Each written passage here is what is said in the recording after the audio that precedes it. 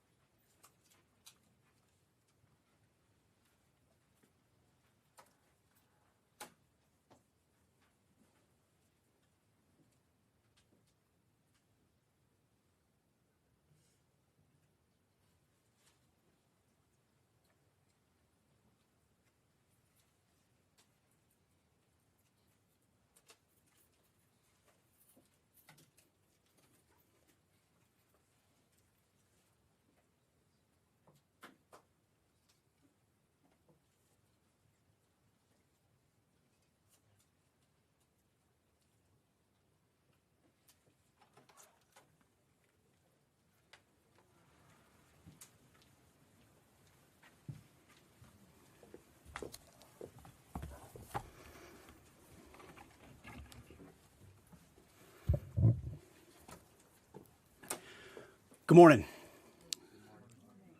I'll start, as we often do here at the Department of War, with the bottom line up front for the world to hear and the press to actually admit that the United States is decimating the radical Iranian regime's military in a way the world has never seen before. Never before has a modern, capable military, which Iran used to have, been so quickly destroyed and made combat ineffective, devastated. We said it would not be a fair fight, and it has not been. As I stated during our first press conference on day 2, that was 10 short days ago, the combination of the world's two most powerful air forces is unprecedented and unbeatable. Between our air force and that of the Israelis, over 15,000 enemy targets have been struck. That's well over 1,000 a day. No other combination of countries in the world can do that. So today, as we speak, we fly over the top of Iran and Tehran. Fighters and bombers all day picking targets as they choose. As our intelligence gets better and better and more refined. Looking up, the IRGC and Iranian regime sees only two things on the side of aircraft: the Stars and Stripes and the Star of David. The evil regime's worst nightmare. Iran has no air defenses. Iran has no air force. Iran has no navy. Their missiles, their missile launchers and drones being destroyed or shot out of the sky. Their missile volume is down 90%. Their one-way attack drones yesterday, down 95%. And as the world is seeing, they are exercising sheer desperation in the Straits of Hormuz. Something we're dealing with, we have been dealing with it, and don't need to worry about it. We're on plan to defeat, destroy, disable all of their meaningful military capabilities at a pace the world has never seen before. But it's not just that Iran doesn't have a functioning air force, or that their entire navy is at the bottom of the Persian Gulf, or their missile force is shrinking daily. Even more importantly, they also don't have the ability to build more. That's the most important component I'd like to emphasize today. Soon and very soon, all of Iran's defense companies will be destroyed. For example, as of 2 days ago, Iran's entire ballistic missile production capacity, every company that builds every component of those missiles, has been functionally defeated, destroyed. Buildings, complexes, and factory lines all across Iran destroyed. So we're shooting down and destroying what missiles they still have in stock, but more importantly, ensuring that they have no ability to make more. Their production lines, their military plants, their defense innovation centers defeated. Iran's leadership is in no better shape. Desperate and hiding, they've gone underground, cowering. That's what rats do. We know the new so-called not-so-supreme leader is wounded and likely disfigured. He put out a statement yesterday, a weak one, actually, but there was no voice and there was no video. It was a written statement. He called for unity. Apparently killing tens of thousands of protesters is his kind of unity. Iran has plenty of cameras and plenty of voice recorders. Why a written statement? I think you know why. His father, dead. He's scared, he's injured, he's on the run, and he lacks legitimacy. It's a mess for them. Who's in charge? Iran may not even know. With every passing hour, we know, and we know they know, that the military capabilities of their evil regime are crumbling. They can barely communicate, let alone coordinate. They're confused, and we know it. Our response? We will keep pressing. We will keep pushing, keep advancing. No quarter, no mercy for our enemies. Yet some in this crew, in the press, just can't stop. Allow me to make a few suggestions.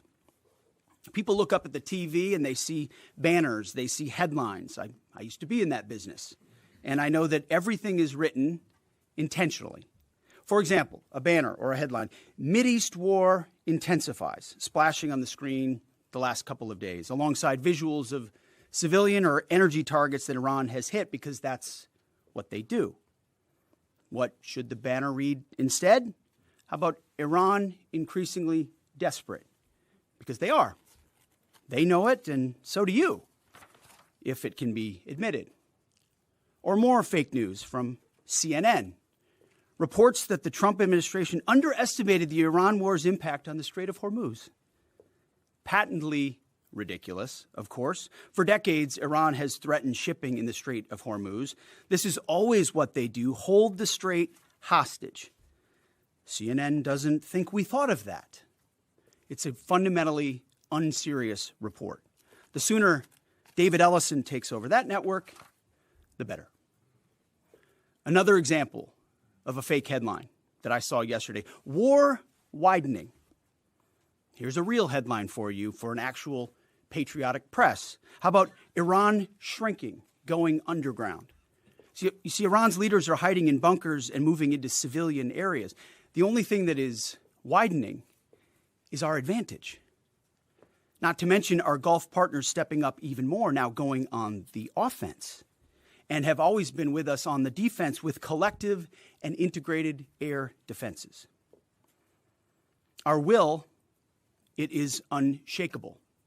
Our options, maximized, and our capabilities still building. We're going up, they're going down. As I said from the start, President Trump holds the cards. He'll determine the pace, the tempo, and the timing of this conflict. His hand firmly on the wheel, as well as on the throttle setting. America first, peace through strength, in action.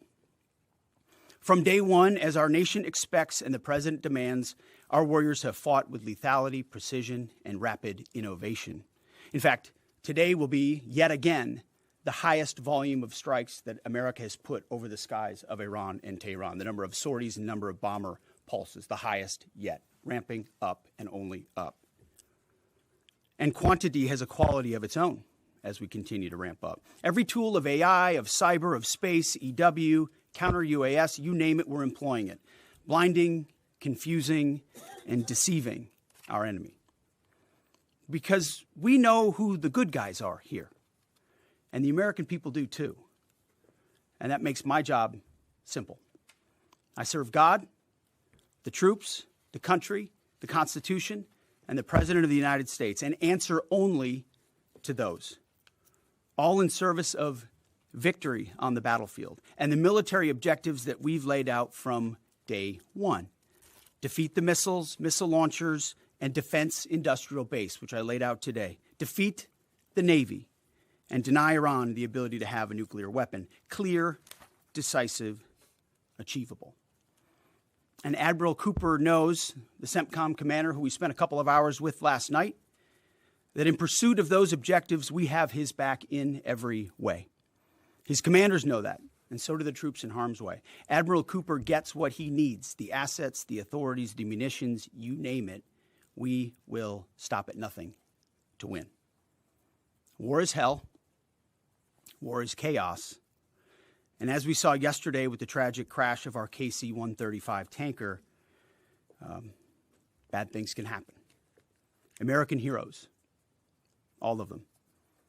And as I have with all of them, as we have, we will greet those heroes at Dover, and their sacrifice will only recommit us to the resolve of this mission. But war in this context and in pursuit of peace is necessary, which is why each day on bended knee we continue to appeal to heaven, to Almighty God's providence, to watch over and give special skill and confidence to our leaders and to our warriors. To those warriors who this nation prays for every single day, I hear from all of you out there who pray for them every day. Stay on bended knee and pray for them. I continue to say to them, Godspeed. May the Lord bless you and keep going. Mr. Chairman, over to you. Thank you, Mr. Secretary, and good morning, ladies and gentlemen, and thank you for joining us today.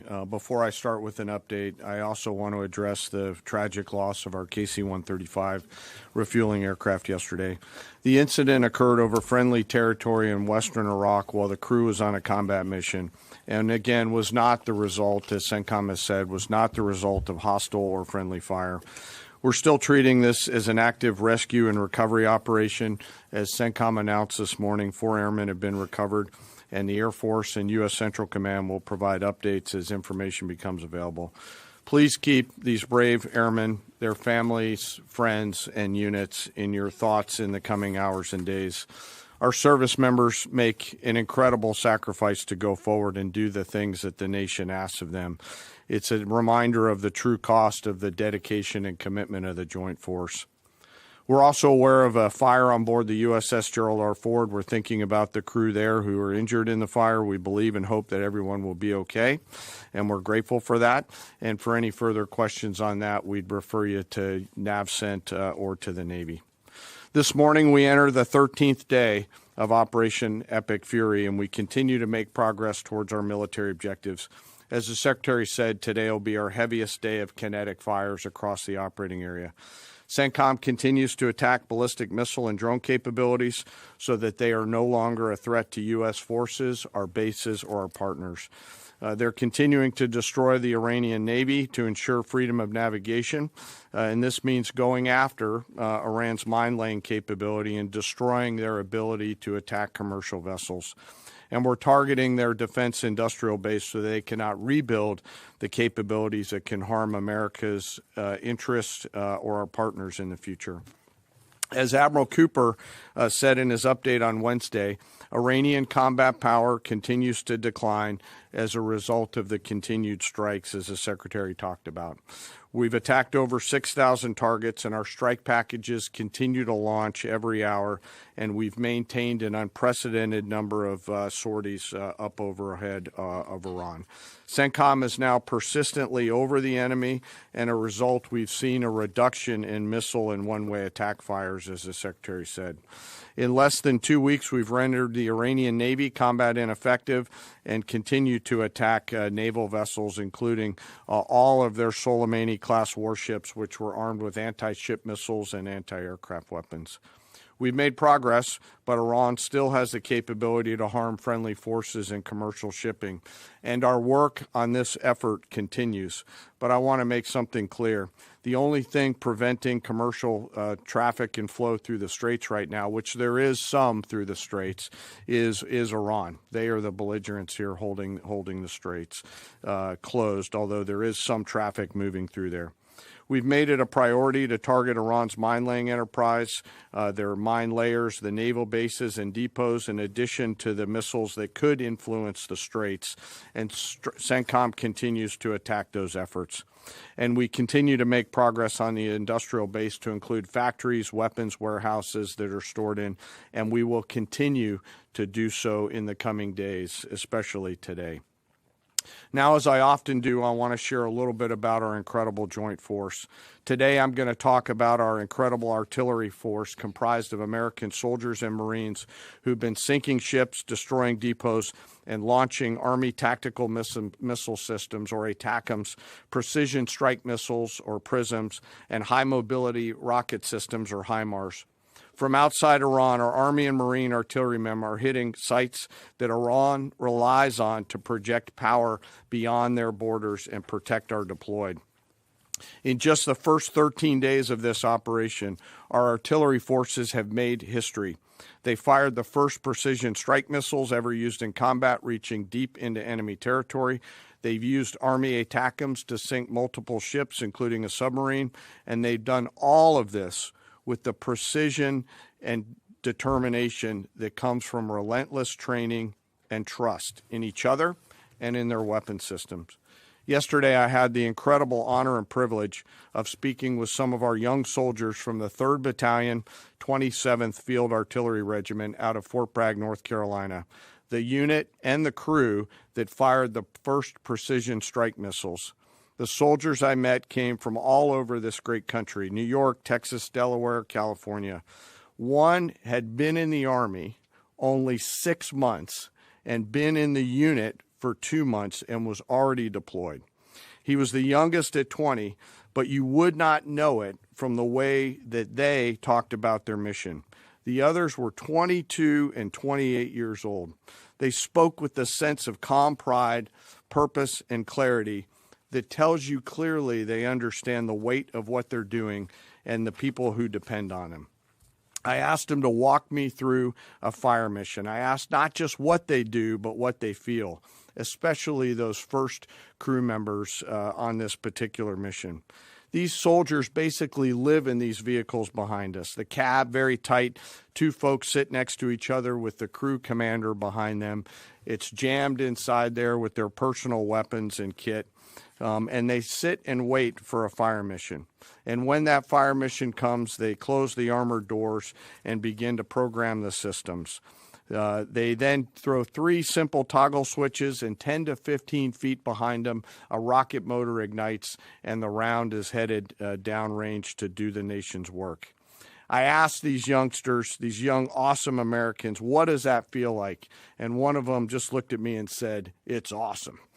No drama, no hesitation, in the middle of the day, in the middle of the night, in the sun, the rain, and the snow, flawless execution. Their Marine counterparts are out there doing the same thing every night. Same work, same pressure, same expectations, same results. And we hand tremendous and enormous responsibility to these young Americans, and they carry it with a level of maturity, grit, professionalism, and tenacity that makes me incredibly proud to be a part of their joint force.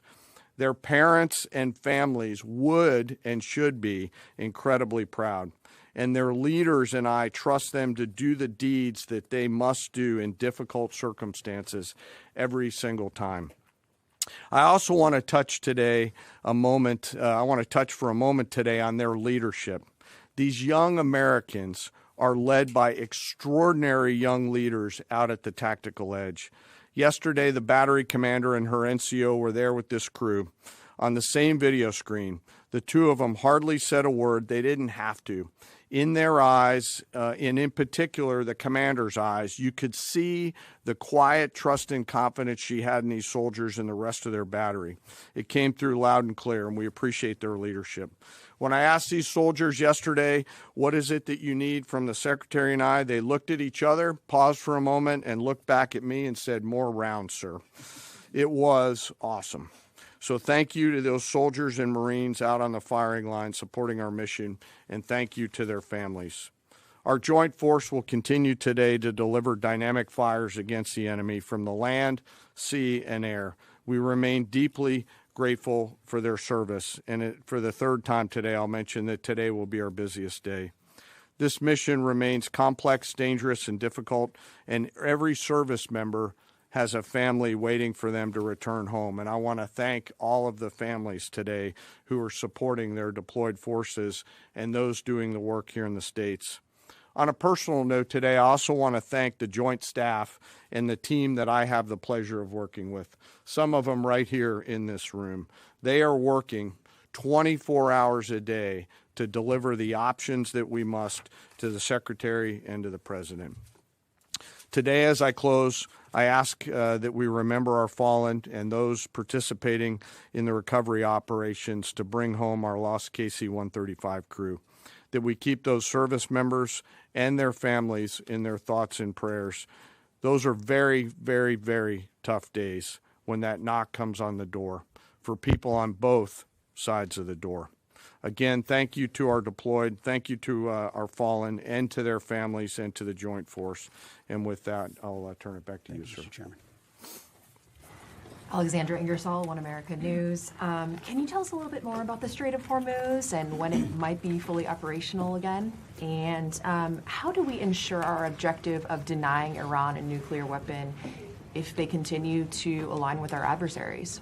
So I'll take it and chime in, Mr. Chairman, if you'd like it all. I want to emphasize what the chairman said about that. The only thing prohibiting transit in the Straits right now is Iran shooting at shipping. It is open for transit should Iran not do that. Now, there's a reason why we chose as one of our primary objectives destroy the Navy. We understood the ability to interdict shipping is something Iran has done for 40 years. It's key terrain. They've used it as leverage. The world is seeing what they'll do to fight back in that context. And so we've heard them talk about taking various measures, and we're planning for all of them. So we have a plan for every option here. We're working with our interagency partners, and that's not a strait we're going to allow to remain contested or with a lack of flow of commercial goods. So we're aware of that.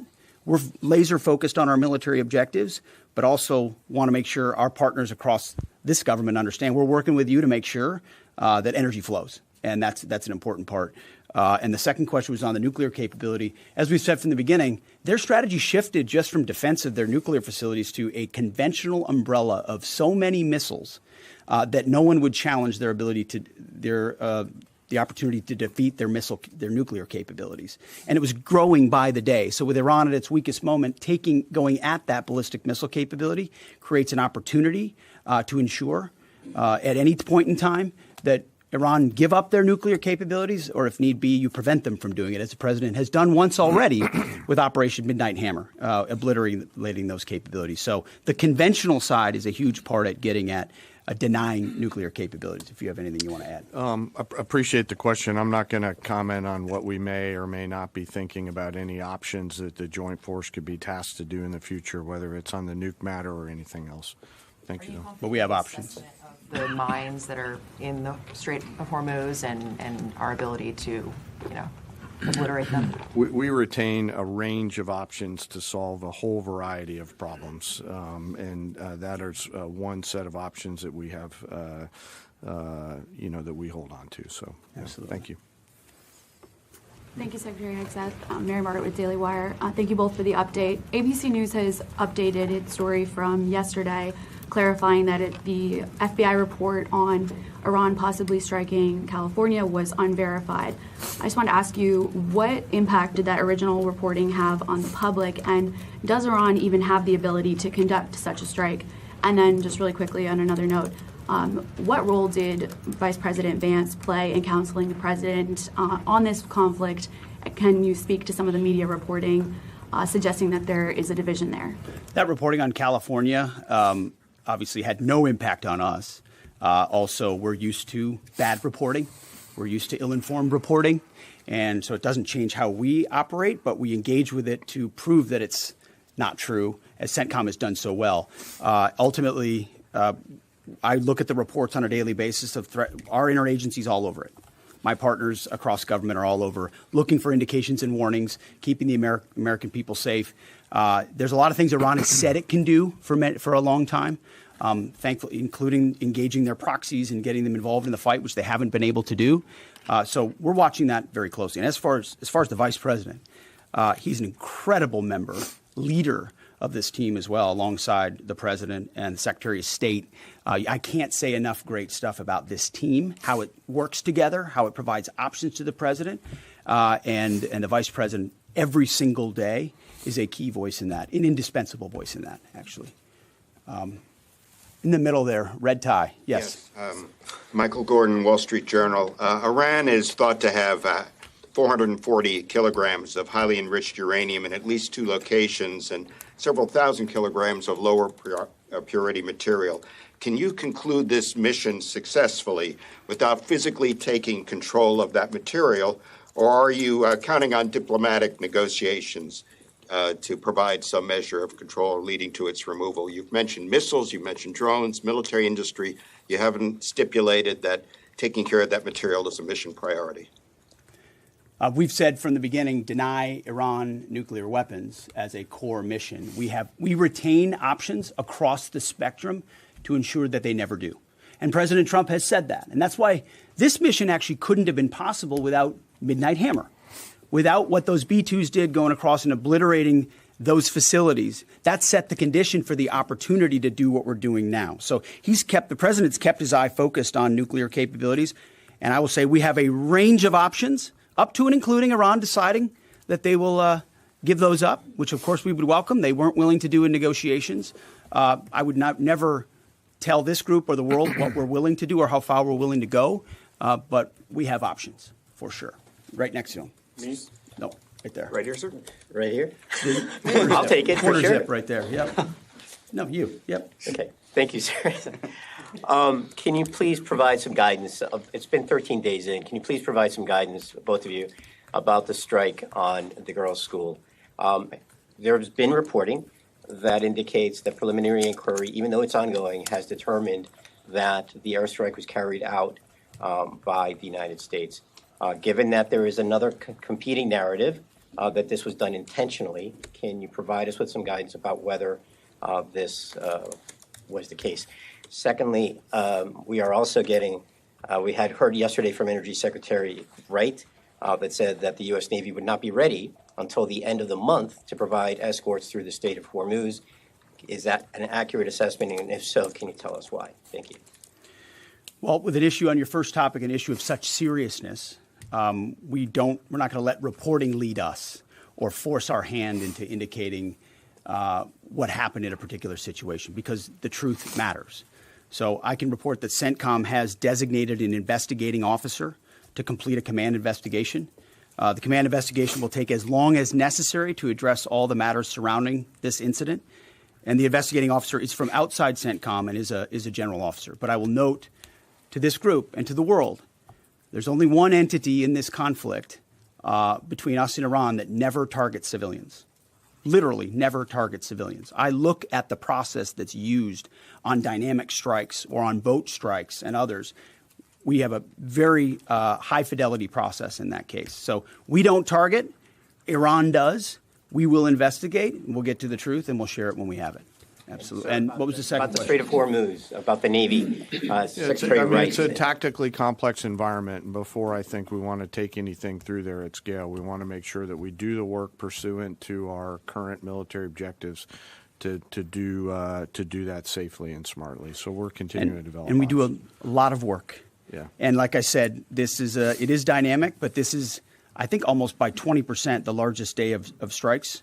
And as I said, our intelligence just gets better and better. That feedback loop feeds itself. And as we refine those targets, it exponentially increases what we can hit and why, to include strategic things the world's talking about and looking at. And it's our job to have a plan for it, which we do, to address it, and ensure that the president has options.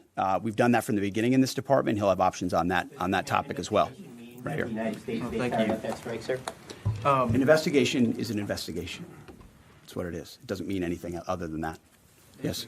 Ryan Morgan with the Epic Times. Regarding today's busy day of strikes, last week you guys discussed the progress of the air campaign to gain air superiority and to transition from these standoff weapons launched at range to more overhead strikes. Can you now say that these strikes today are going to rely entirely on stand-in over-the-top weapons, or are standoff range weapons still in play? It's a great question. I can say, based on the report I read this morning at 0600, only 1% of the munitions we're using today are standoff munitions.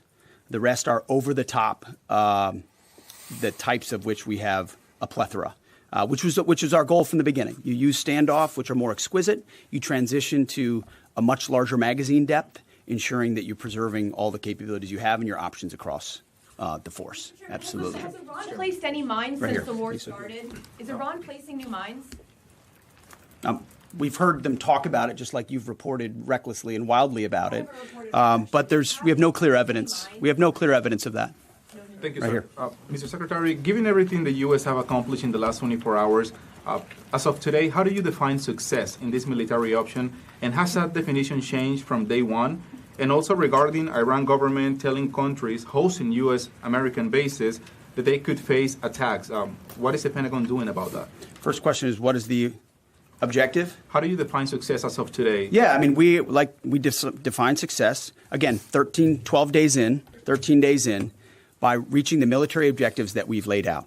Launchers, missile launchers, defense industrial base, their Navy, the ability to project power in the naval sense, leading toward denying them to get a nuclear weapon. And we've got internal metrics that look at that we represent to the president, who then can decide how long he'd like to continue in pursuit of those military objectives. So that hasn't changed. There's a lot of things a lot of people talk about. what they want us to do or what we should do or what we should stay focused on. And again, I've addressed this before, and I think it's worth saying again, mission creep or expansive missions or prolonged timelines or democracy building or nation building, you name it, has not been part of what President Trump wants us to be involved in. We're solving for something here, this particular mission set, but also recognizing this country's conditioned to previous leaders, whether it's George W. Bush or Barack Obama or Joe Biden, who had these expansive, nebulous mission sets that kept changing all the time. So the timeline kept moving, and we kept pouring more troops in and on the ground. And then pretty soon everyone wonders, like I did in Afghanistan in 2012, what's our mission here? I'm not clear what it is.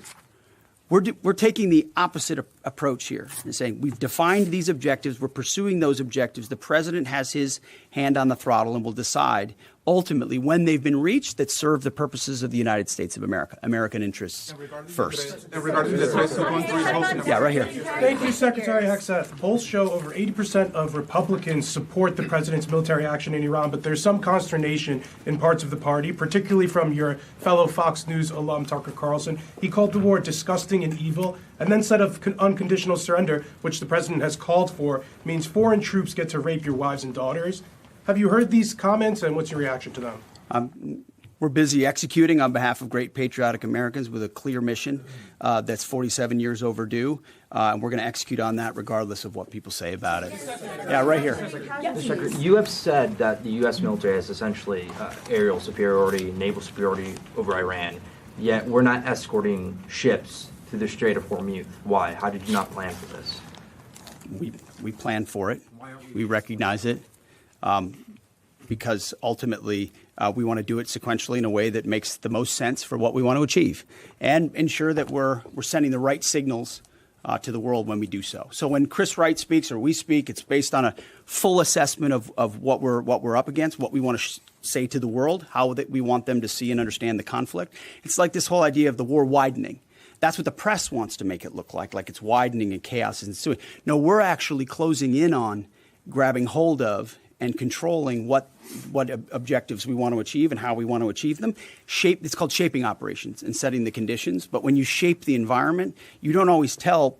I mean, foolish political leaders and foolish military leaders of the past will hang an exact deadline on it. Or here's exactly when we'll do what we're going to do. Or here's how long it's going to take us. And then if you meet that, maybe you meet it.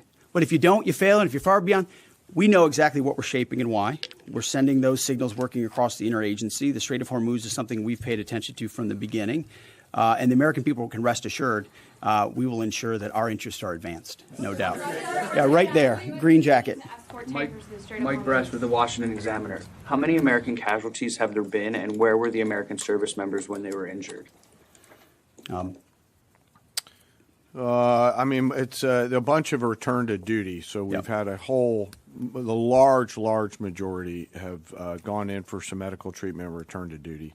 We've had in Kuwait, Jordan, down across the southern flank a little bit, a variety of places, most from one-way attack strikes. But I want to clarify that. I think what we've tried to do here is clarify those too. numbers rather than saying KIA or WIA wounded. Be more clear about that because the overwhelming majority, almost 90%, thank God, are returned to duty. Minor injuries returned to duty, and so that number can look a certain way, and our job is to add some fidelity to it. Absolutely, right here. Yeah. Thank you, Mr. Secretary. David Zia, Real America's Voice. Can you share what types of munitions have been used on the attacks on commercial shipping? Have any hit mines? And are USVs, unmanned surface vehicles, being used? And just a quick follow-up, were there any arrests in Fort Campbell with the drone thefts? I'm not familiar with the Fort Campbell thing. The strikes that Iran has taken on shipping up north in the vicinity of Kuwait have been, I believe, from surface-to-surface missiles up there. We've not seen any USV activity out of Iran that we've seen in the Gulf at this point. Nor have any ships hit mines or anything. Yeah, there's like been that. no. It's still flowing through the There's strait. been no strikes that we. One more time, right here. Thank you so much. Heather Mullins, Lindell TV. My first question is, President Trump is set to meet with Xi Jinping in a couple of weeks. How much support, if any, has China been given the Iranian regime? And then the second question, just I know President Trump calling for an unconditional surrender from Iran. Given that the U.S. is working in partnership with Israel on this whole operation, is Iran expected to meet demands of both countries or just the U.S., and what are those demands? Well, we're proud to partner with the incredible capabilities the Israelis have, but our objectives are our objectives. And so when those are met, as we meet those, we'll set the tempo of when those are met. What was the first question? He's meeting with Xi Jinping. Oh, in a yeah. couple The president weeks. has What's China's a role in all of it? historic relationship with President Xi. They look forward to having a dynamic conversation. Two powers. President Trump ultimately has established terms of that relationship, which advance the United States of America, and that meeting will continue to ensure we advance that. That's all I've got. Thank you very much. Appreciate it.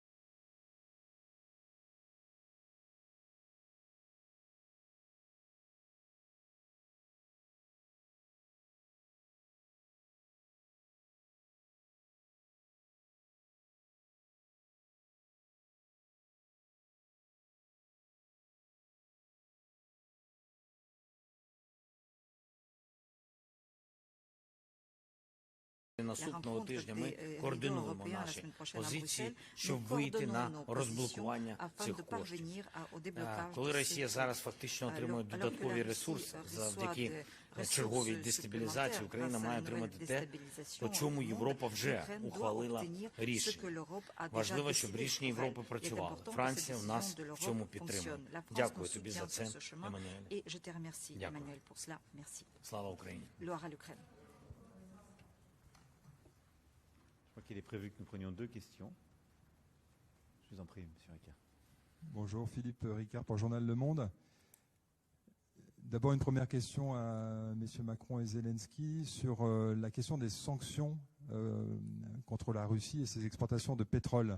Vous avez rappelé, monsieur Macron, le consensus apparent au niveau du G7, comme quoi il fallait rester unis et maintenir ces sanctions. Or, on voit depuis 2 jours ou même 3 des dérogations américaines qui permettent le transport en fait de livraisons sur certains bateaux, livraisons russes de pétrole.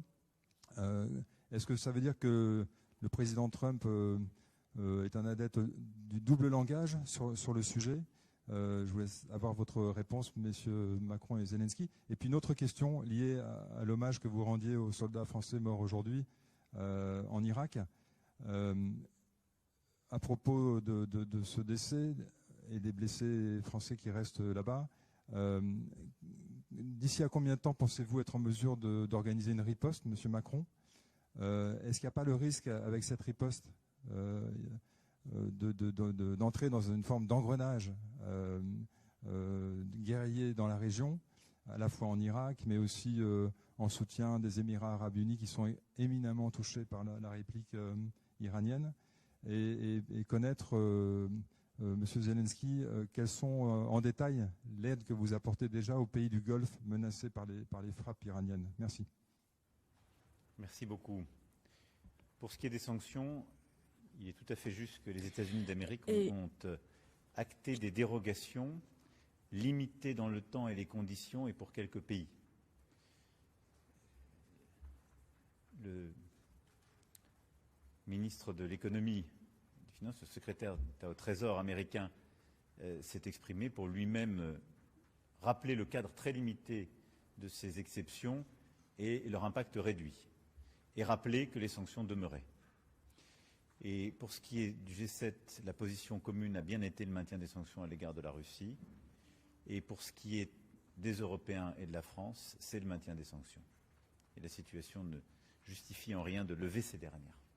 Donc je considère que ce que je vous ai dit tout à l'heure reste valable et que la décision qui a été prise de manière exceptionnelle et limitée par les États-Unis d'Amérique, c'est à eux de la justifier, mais elle ne revient pas de manière durable et large sur les sanctions qu'eux-mêmes ont décidées. Et à les écouter, et le Président, dans les discussions que j'ai pu avoir avec lui et dans leurs propos publics, ils ne remettent pas en cause cette approche. Pour ce qui s'est passé ces dernières heures en Irak, au-delà de ce que j'ai pu vous dire à l'instant, je serai très prudent et j'attends d'avoir tous les éléments qui me seront fournis par l'état-major des armées et nos services, et j'attends de pouvoir parler avec le Premier ministre irakien. Je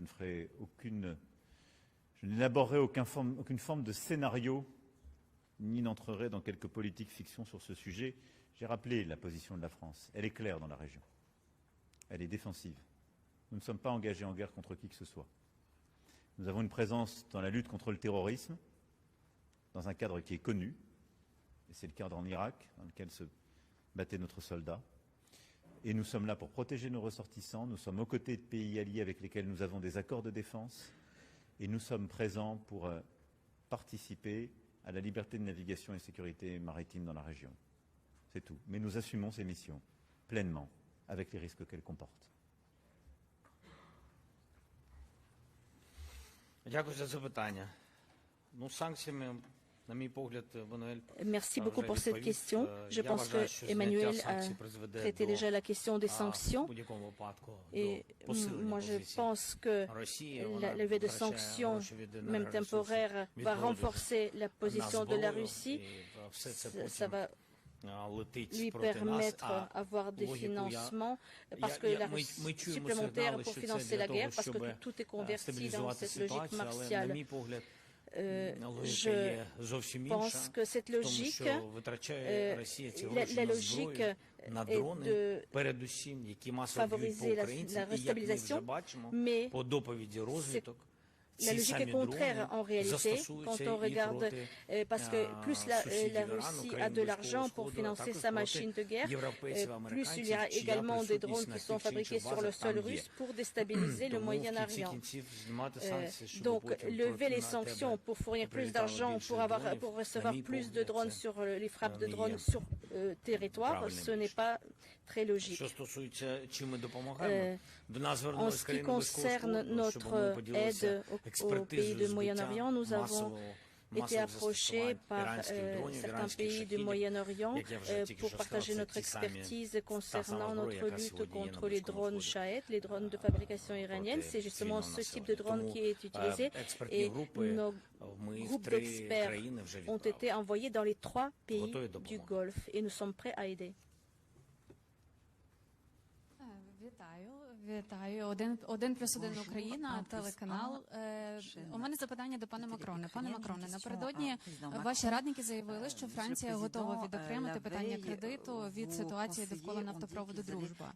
І нагадаю, що ці домовленості були досягнені у грудні на Європейській Раді. Якщо, зрештою, питання з нафтопроводом, якщо транзит не відновиться, то чи є якийсь план Б, якийсь вихід, як вийти з цього глухого кота і допомогти з solution pour sortir de ce blocage et aider l'Ukraine dans question de crédit. Question au président ukrainien, est-ce qu'il y a déjà des résultats du travail de notre équipe au Proche-Orient? Vous avez déjà évoqué le fait qu'il y a des pays qui sont prêts à travailler avec l'Ukraine sur les questions militaires.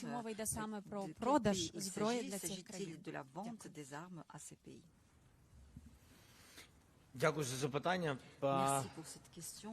В кінці тижня військові і секретар РНБО повернуться, і буде доповідь повна. Ми маємо запит на сьогодні від 6 країн щодо допомоги. Експертизу ми відправили в 3 країни. І окремо є запитання щодо американської сторони, окремо запитання щодо Йорданії. І запит, вибачте, щодо Йорданії. Вони повернуться, будемо розуміти обсяг тієї допомоги, яку очікують від нас партнери.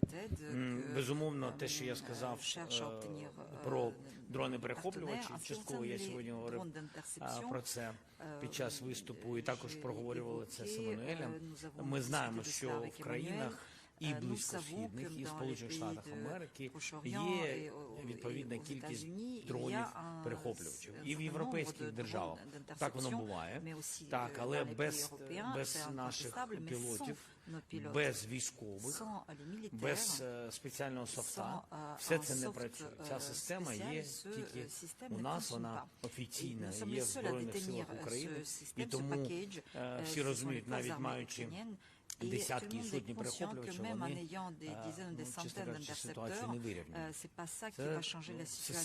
системний захист. Саме експерти, які експерти в системному захисті, профі в ППО, застосування малої ППО, саме вони і полетіли в ці країни близького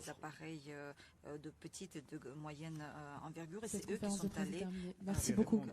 Je vais répondre à la question qui m'a été posée par Madame la journaliste. Ce qui s'est passé à Druzhba, nous en avons parlé avec le président, j'en ai pu en parler un peu plus tôt cette semaine avec Madame la Première ministre qui était en France pour le sommet nucléaire. Il est important que d'abord toute la transparence soit faite et les efforts de la présidente de la Commission sont tout à fait positifs à cet égard et que les travaux soient faits au plus vite et je sais l'engagement pris par l'Ukraine en la matière et je pense qu'il faut apaiser le débat sur ce qui s'est passé. Donc la transparence, la rapidité des travaux pour apaiser le débat. Mais ceci c'est un sujet en soi, si je puis dire. La décision des 90 milliards de prêts, c'est une décision que nous avons prise ensemble par rapport à un contexte de guerre qui n'a pas changé. Et donc nous devons tenir les engagements pris, la décision prise. Voilà. Et donc c'est ce à quoi nous allons travailler dans les jours et les semaines qui viennent. Je sépare les deux sujets et j'ai la même détermination sur les deux sujets. On doit tenir notre parole. Et donc les 90 milliards, nous devons le faire. dans les conditions définies en décembre dernier. Druzhba doit être réparé au plus vite et toute la transparence doit être faite pour apaiser les choses. Merci beaucoup. Merci beaucoup. Merci à vous. Merci, mesdames et messieurs. Thank you so much.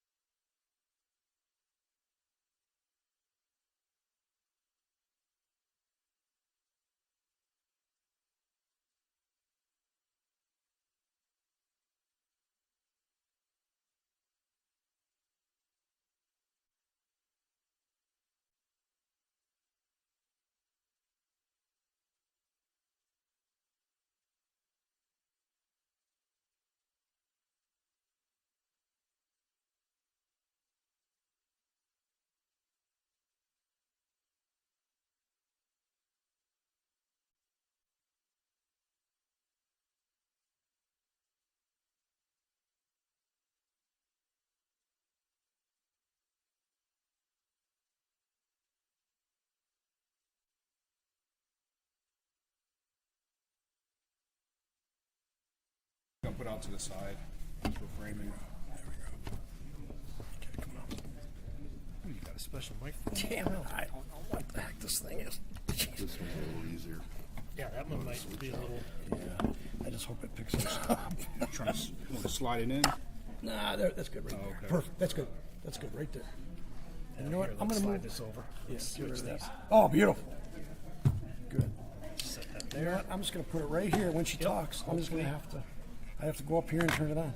Like that, and just push the record button. Oh, sorry. I don't want to mess up CBS. Oh, wait. Here, let me give you, here, hold on, hold this.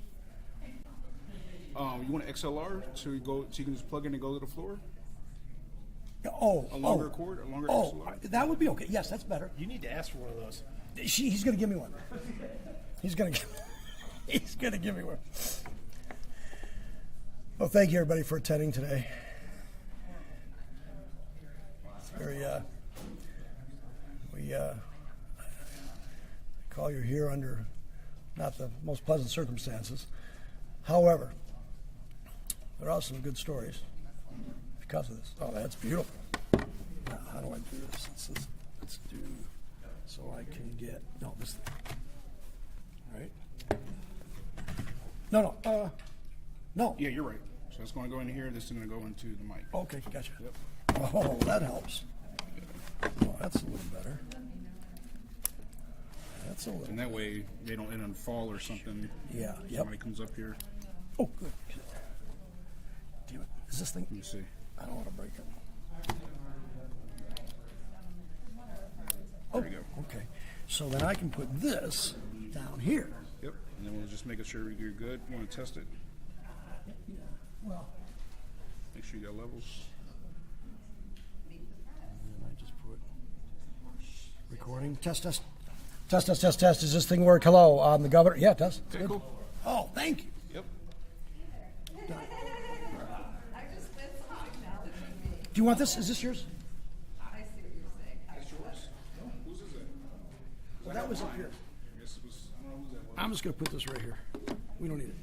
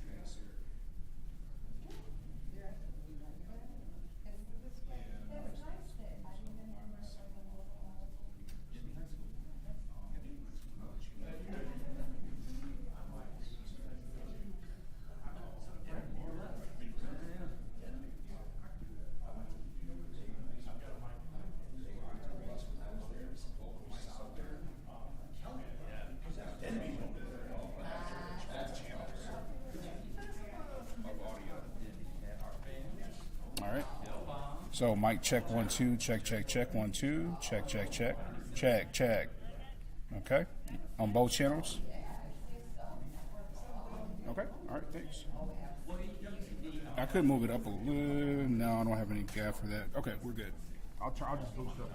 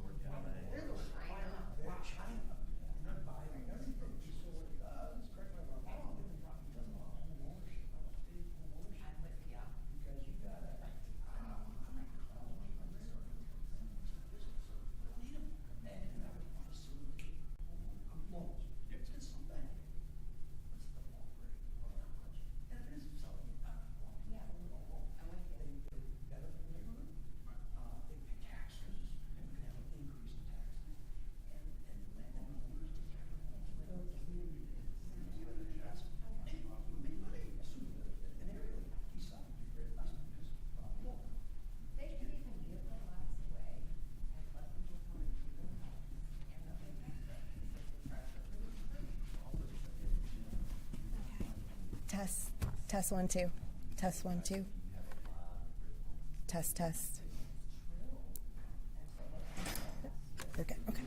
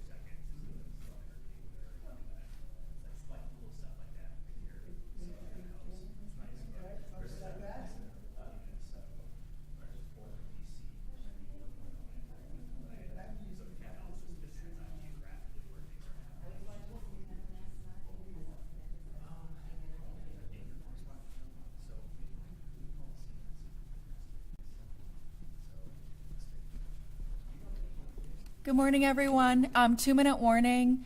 Rabbi Ariana Gordon, Governor Whitmer, and Senator Slotkin will join us in a minute or so. They'll say a few words and then open it up to questions.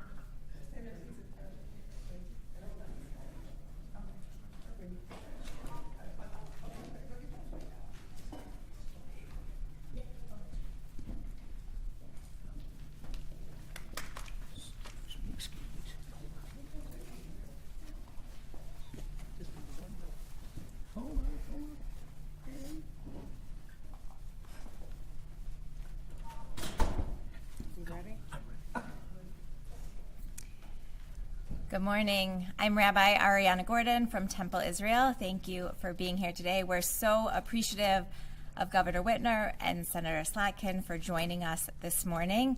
I just want to start by saying, in the light of a new day, just how deeply appreciative we are of everyone who has come out, who has shown their support for Temple Israel, for our Jewish community.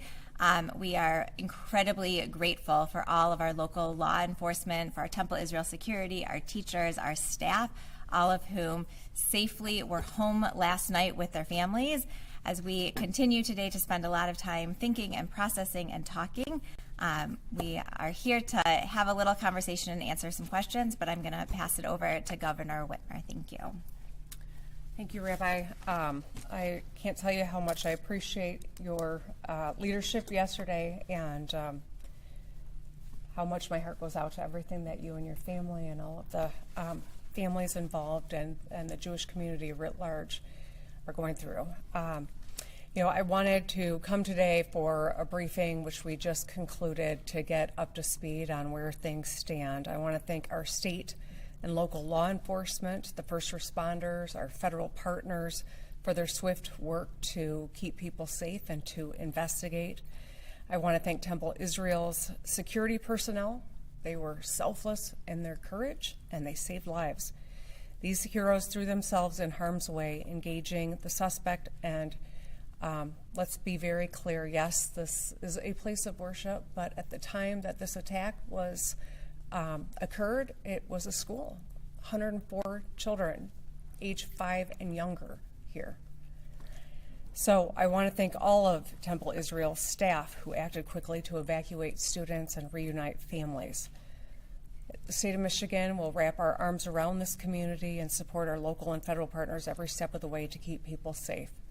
I want to share prayers from my colleague, Governor Shapiro of Pennsylvania. Josh reached out yesterday to check in and see how people were doing.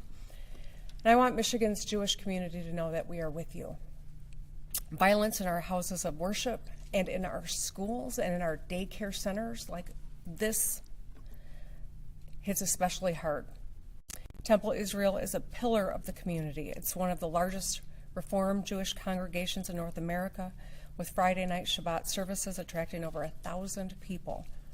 People celebrate bar and bat mitzvahs, weddings, and holidays here. Parents bring their children to daycare and school, and it's a place of peace, unity, light, and life. Yesterday's attack was anti-Semitism. It was hate, plain and simple. We will fight this ancient and rampant evil. We will stand together as we do it, and we will call it out. We must lower the rhetoric in this state and in this country, especially at this moment where we have seen such a rise in anti-Semitism and more attacks on the Jewish community. We must keep each other close. This community is on the edge, very understandably. We've seen a rise in attacks, especially over the last decade, especially over the last 10 months. And so it is important for us to stand up, to stand against it, and to thank the people who showed up to support the community, but also call out where we see acts of anti-Semitism, where we see threats, where we see something, how important it is to say something, and to recognize that each of us has a responsibility. People like the person that attacked this community yesterday get fomented by rhetoric that they see online and that they see on television and they hear on the radio. It radicalizes people and it endangers our fellow Michiganders. We cannot let this continue. And so each of us has a duty to take action where and how we can. And with that, I'll hand it over to Senator Slotkin, and then we'll take a couple of questions. Thank you, Governor. And just want to reiterate, I think it's clear that if it were not for the private security and the staff at Temple Israel, and then the first responders, first on the scene, local law enforcement, if they had not all done their jobs almost perfectly, we would be talking about an immense tragedy here today with children gone. This could have been much, much worse. So I give incredible credit to law enforcement and the people who were in the room, putting themselves and their own families at risk. I think, the governor said it very, very well on the way this community has responded. It's been incredible to watch neighbors in the community here, both organizations and just regular old citizens, open up their homes literally yesterday to help care for people who were fleeing from this. And this is a place that I have a very personal connection to. I feel I've spent a lot of my time growing up in and out of this temple, and I feel just an immense amount of pain, as does the rest of the community, that incidents like this even happen. And I think it's just important to be clear, as the governor said, that whether anti-Semitism is coming from the left or the right, whether it's coming from some group that you like or don't like, you have a responsibility to call it out. Because when you don't, it gives permission for people to climb that escalation, that ladder of escalation that goes from saying hateful things online to saying them in person, to graffiti, to ultimately violence. And the Jewish community suffers 10 times the number of hate crimes than any other community in this country. So it is an epidemic. And until we push back on that permission, we're going to see incidents like this continue to proliferate. The Jewish community spends over $1 billion across the country securing their houses of worship, their schools, their institutions. No community in America should be fearful of having their own kind congregate for things like education and worship. So I stand here proud of the community, but angry that we even are put in this position. Thankful to law enforcement, but asking the average citizen out there, if you have a friend, a colleague, coworkers who are using anti-Semitism in their daily life and feel like it's just normal, please call that out wherever you see it. Thank you. May I say a few words? Yes. Thank you. Good morning. My name is Jonathan Warshay. I'm the Township Supervisor here in West Bloomfield. For those of you unfamiliar with township government in Michigan, my position's like the mayor of a city, elected by the voters, but I'll stop the civics lesson. I think it's fair to say that none of us went to bed Wednesday expecting to wake up Thursday's events. But thanks to the preparation and training of Temple Israel's security team and the West Bloomfield Police Department, the unexpected did not turn into tragedy. Yesterday's incident at Temple Israel is deeply concerning for everyone in West Bloomfield, Michigan, across the country, as well as Jews everywhere. I live in West Bloomfield, and my wife and I are members of Temple Israel, so I have a keen understanding of the effects on the community. We are thankful for the courage and professionalism of our first responders and our partner agencies who moved to protect lives and work towards stabilizing the scene. Our thoughts are with all members of Temple Israel and their families. No community should ever feel unsafe gathering in a house of worship or sending their children to school. I want to thank all the officials, colleagues, and members of the public who have reached out to me in solidarity. I would also like to thank the Shenandoah Country Club for hosting the Operations Center and being the site where the preschoolers and parents were reunited. Shenandoah is a wonderful community partner, and I thank them from the bottom of my heart. We'll continue to work closely with law enforcement and community leaders as more information comes available. Thank you, and may God bless us all. Happy to open it up for a few questions. Yes. Is there any indication that the suspect may have expressed his intent or motives, whether online or to a loved one, what he had planned to do yesterday? I appreciate the importance of your question. I am not the appropriate person to answer that. We'll have to defer to the FBI as there's an ongoing investigation. Yeah, Charlie. Governor, do you think this happened because of the conflict in Iran?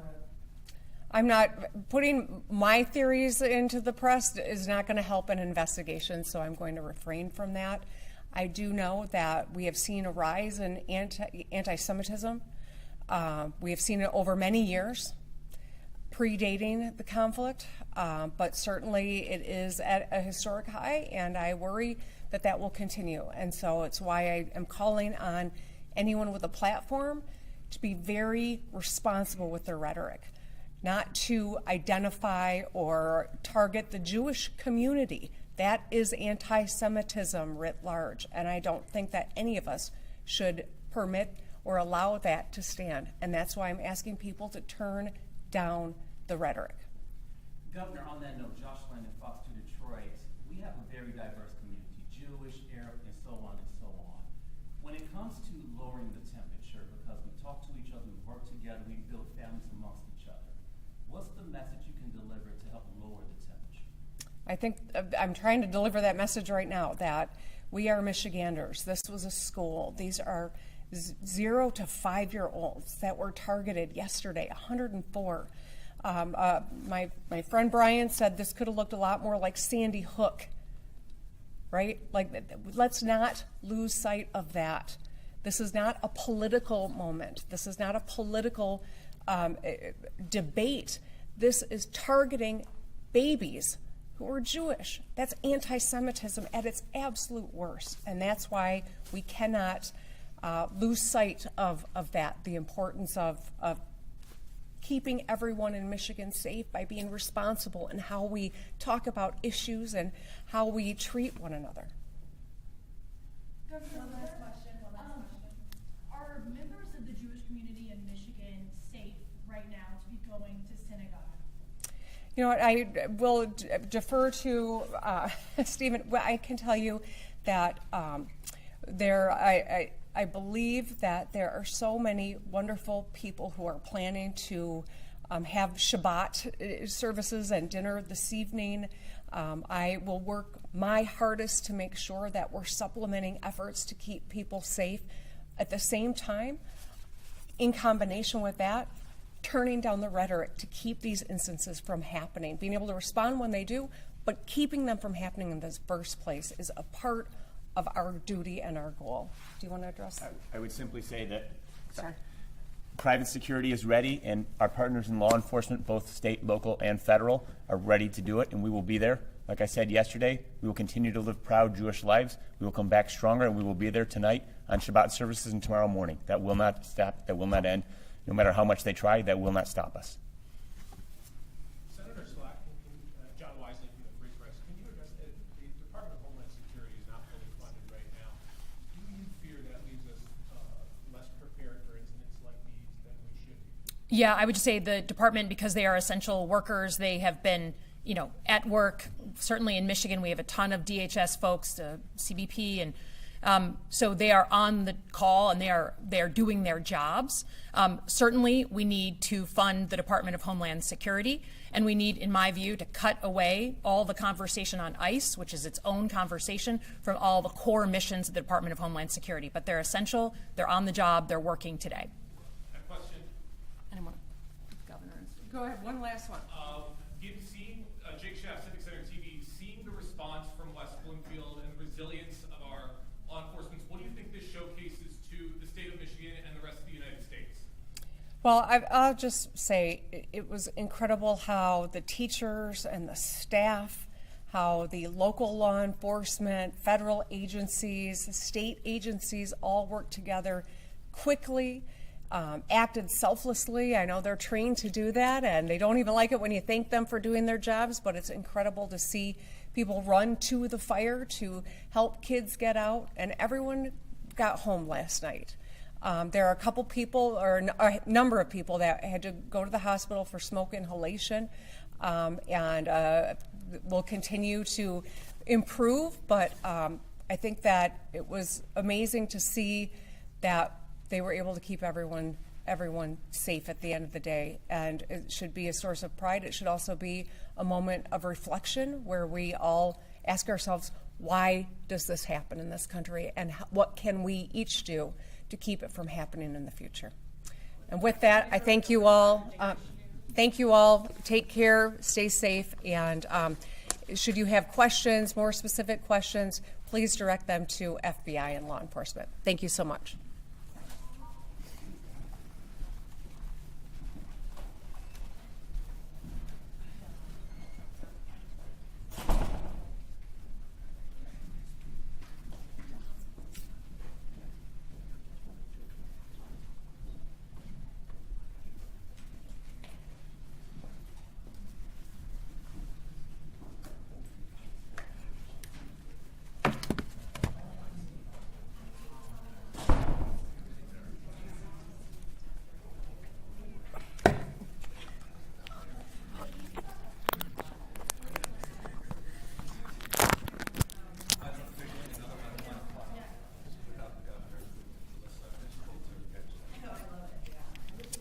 Thank you.